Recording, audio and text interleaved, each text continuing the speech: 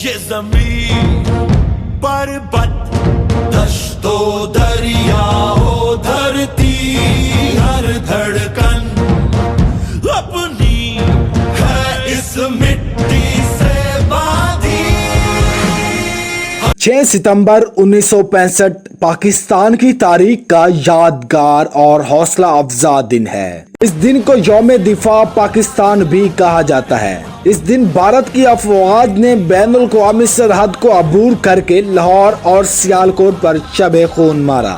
بھارت کی حکومت کا یہ خیال تھا کہ ان کی افواج 72 گھنٹے کے اندر لاہور پر قبضہ کر کے لاہور جنم خانہ میں فتح کا جشن منائے گی۔ پاکستان کی 72 افواج اور غیرت مند عوام نے بھارت کے اس خواب کو پورا نہ ہونے دیا۔ پاکستان کے قابل فخر سپوت عزیز بھٹی شہید نے فوجی جوانوں کے ساتھ بھارتی فوج کا ڈٹ کر مقابلہ کیا اور اسے BRB نہر کو عبور نہ کرنے دیا۔ پاک فوج کی توپوں کی گند گرد نے بھارتی فوجیوں کے اوسان خطا کر دیے۔ بھارتی جرنیل کی ایک کتاب کے مطابق جب بھارتی فوج کے کمانڈر واگا بارڈر کے قریب پہنچے تو انہوں نے دیکھا کہ بھارتی فوج کا انچارج کمانڈر اپنی جلتی ہوئی جیپ چھوڑ کر بھاگ چکا تھا اور اپنی جان بچانے کے لیے کھیت میں چھپا ہوا تھا۔ پاکستان کے ایک اور قابل فخر سپوت پاک فضائیہ کے اسکواڈرن لیڈر MM عالم نے بھارتی فضائیہ کے 5 جنگی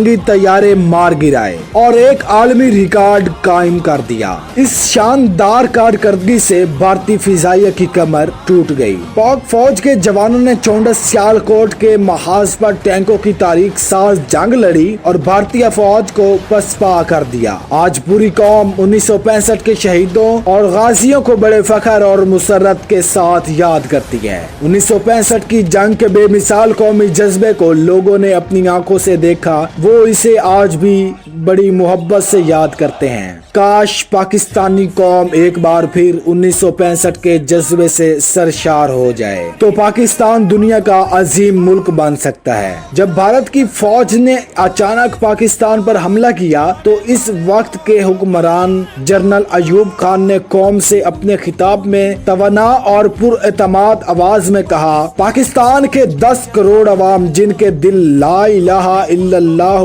محمد رسول اللہ کی آواز کے ساتھ دھڑک رہے ہیں، اس وقت تک چین سے نہیں بیٹھیں گے جب تک بھارتی توپیں ہمیشہ کے لیے خاموش نہ کر دی جائیں۔ بھارتی حکمرانوں کو علم نہیں کہ انہوں نے کس قوم کو للکارا ہے اور اس کا واسطہ کس قوم سے آن پڑا ہے۔ پوری پاکستانی قوم اپنے ایمان اور منصفانہ حق کے لیے آخری سانس تک لڑے گی۔ بھارتی حکومت وعدوں، معاہدوں اور عالمی کرداروں کے باوجود کشمیر کے مسئلے کو التوا میں ڈالتی ہے۔ پاک فوج نے فوجی طاقت سے اپنا حق حاصل کرنے کی کوشش کی۔ بھارت نے عالمی اصولوں کی پرواہ نہ کرتے ہوئے پاکستان پر حملہ کر دیا۔ 6 ستمبر کے ساتھ کئی خوشگوار یادیں وابستہ ہیں۔ پاکستان کے شاعروں نے قومی نغمے تحریر کیے اور گلوکاروں نے انہیں موسیقی اور آواز میں ڈال کر پوری قوم میں ولولہ پیدا کیا۔ ملکہ ترنم نور جہاں اور دوسرے گلوکاروں اور موسیقاروں کے نغموں اور گیتوں نے